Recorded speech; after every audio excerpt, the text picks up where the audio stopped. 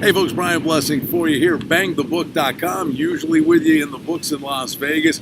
Hey listen, got to catch your breaks where you can. Football, we got the Hall of Fame game, training camps opening, kind of our last gasp to maybe take a break here and there. So we got a nice little backdrop for us. We're going to talk baseball after the All-Star game and some of the numbers that are out there and who may be making the push. We know the Pirates are on a ridiculous tear right now. Do they have too much ground to make up? Let's focus on some of the numbers that are out there. Don't forget, Adam Burke does such a great job with the sports betting podcast, really focuses on baseball here at bangthebook.com. Follow along on Twitter at bangthebook, and you can follow me on Twitter at Brian Blessing. All right, let's go kind of around Major League Baseball. We'll start in the American League East, two-horse race.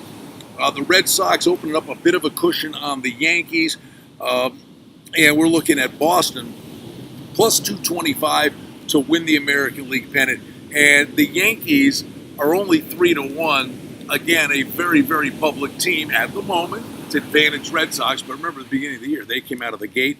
Yankees came back, and they do play each other a truckload of times at the end of the season.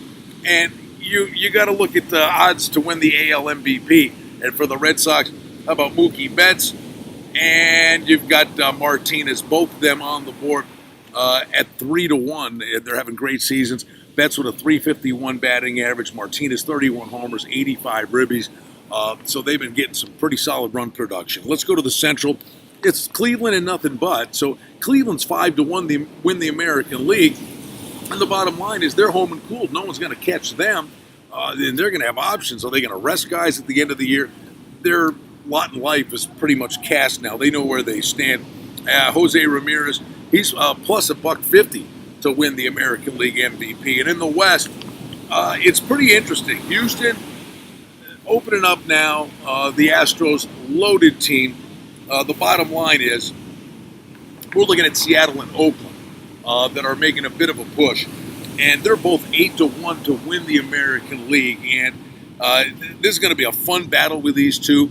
The A's get Familia from the Mets. And you get Seattle with pretty solid run production. The one thing is, odds to win the American League MVP, Mike Trout, buried with the Angels, but he is something else. Plus $1.25, he is the favorite to win the American League MVP. Let's go to the National League and in the East. Phillies and Braves, both 6-1 to win the National League. Solid run production from the Braves. Their run differential is in the low 70s, plus 72 at the moment we tape this. Two very interesting teams. I do think the Phillies are maybe a year ahead of schedule, but hey, listen, the Astros and the Cubs both did that. We knew they were going to be good, and they both kind of escalated the process. So we'll see if the Phillies and Braves can make a little bit of noise. And the Nats, boy, what a disappointment for Washington in the National League East. And in the Central, the Cubs and the Brewers, they're kind of attached at the hip right now, but the Cubs are public. The Cubs are putting it together. They're plus 250 to win the National League. The Brewers are 10-1. Pirates are surging, but maybe just too much ground to make up for them. And in the West, again, telling with the Dodgers, you can kind of throw a blanket over a bunch of teams here. The Dodgers only a half-game lead at the time we tape this over Arizona, but the Dodgers are 5-2 to win the National League.